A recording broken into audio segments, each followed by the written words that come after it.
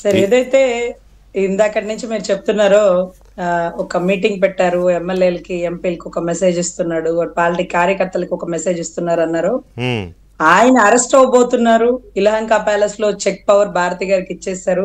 ఇక్కడ ఉండే వాళ్ళకి ఏం చెప్తున్నారంటే మిమ్మల్ని అరెస్ట్ చేస్తారేమో, లేకపోతే మీ మీదకి అధికారులు వచ్చి దుర్భాషలు ఆడతారేమో అంటున్నారు. కానీ వైసీపీలో ఉండే 175 మంది పోటీ చేసిన ఎమ్మెల్యేలు లేకపోతే మిగతా ఎంపీలు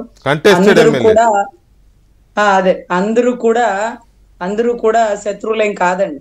ఎందుకంటే వారి పరిస్థితి ఇప్పుడు ఎప్పుడు బయటికి వెళ్ళిపోదామని ఎదురు చూస్తున్నారు.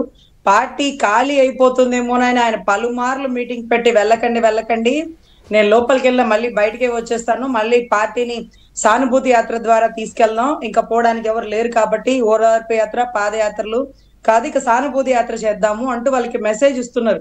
కానీ ఆ ఎమ్మెల్యేలందరికీ తెలుసండి, ఎక్కడో ఒక 5-6 ఎమ్మెల్యేల మీదే పర్యాటక శాఖనో లేకపోతే ఈ హెల్త్ మినిస్టర్ లో ఇంకొకటి కొన్ని శాఖల మీద ఎలిగేషన్ ఉన్నాయి. కానీ మిగతా ఎమ్మెల్యేలకి పాపం ఏంటో ఏమీ తెలియదండి, అసలు ఏం జరుగుతుందో తెలియదు. ఇప్పుడు వెళ్ళిపోవచ్చా, గేట్లు తెరిస్తే వెళ్ళిపోతాము అనే పరిస్థితిలో వాళ్ళని స్తబ్దు చేసుకుంటున్నారు. కానీ అందరూ చెప్తున్నారు మాకేమి కుటుంబ ప్రభుత్వం మమ్మల్ని ఇబ్బంది పెట్టట్లేదండి, ఎందుకంటే మేము ఎప్పుడు ఎవరిని ఇబ్బంది పెట్టలే. మిగతా అసెంబ్లీలో ఉన్న ఎమ్మెల్యేలు కూడా ఎప్పుడు ఎవరు దుర్భాషలు ఆడరండి. ఎవరు విడుదల రజనీ గారో లేకపోతే రోజా గారో కొంతమంది బాగా అగ్రెసివ్ గా మాట్లాడతారు. వాళ్ళే కొన్ని శాఖల్లో మినిస్టర్లుగా ఉన్నారు, వాళ్ళలోనే స్కామ్లు, వాళ్ళలోనే స్కీమ్లు. సో మిగతా వాళ్ళు ఎవరు శత్రువులు కాదు, వాళ్ళకి అంత నాలెడ్జ్ కూడా లేదు పాపం.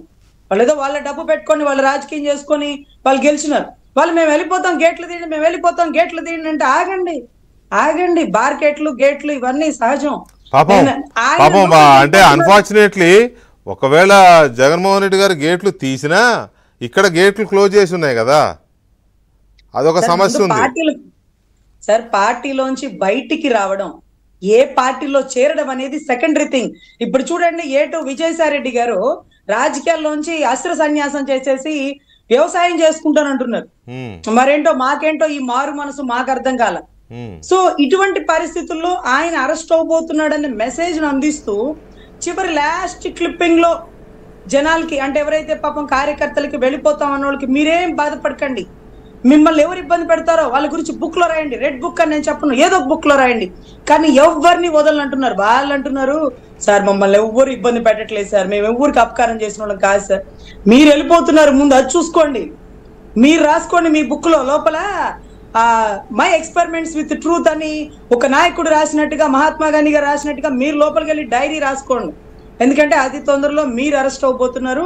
ఆ మెసేజ్ రాష్ట్ర ప్రజలకే కాదు, కూటమిలో ఉన్న వాళ్ళకే కాదు, మాకు కూడా తెలుస్తుంది, మాకు అర్థమవుతుంది అనే పరిస్థితిలో ఉన్నారండి.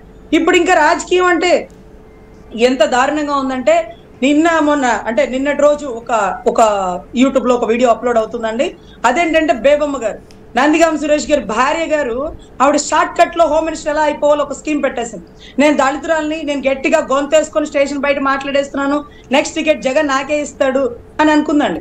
అరే భర్తకి ఒక రౌడీ షీటర్ కేసుల్లో ముద్దాయి భర్తకి ఇవ్వగాలేంది, గొంతేసుకొని పడిపోతున్నాను, నా కోట నాకు ఉంది కదా అని ఆవిడ ఆలోచించడంలో తప్పేంటో నాకు అర్థం కాల.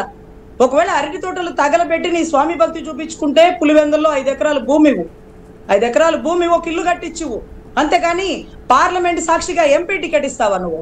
రాష్ట్రం గురించి ఏమన్నా ఒక్క ముక్క మాట్లాడినారా? వాళ్ళు మాట్లాడుతున్నా కనీసం హిందీ ఇంగ్లీష్ అన్న అర్థం అవుతుందా? మరి ఆయనే ఎంపీ టికెట్ గా కొట్టగలేదు, ఆయన భార్య గారు రేపు రాబోయే 33% రిజర్వేషన్. సో షార్ట్ కట్ లో అక్కడ ఉండేటటువంటి పోలీస్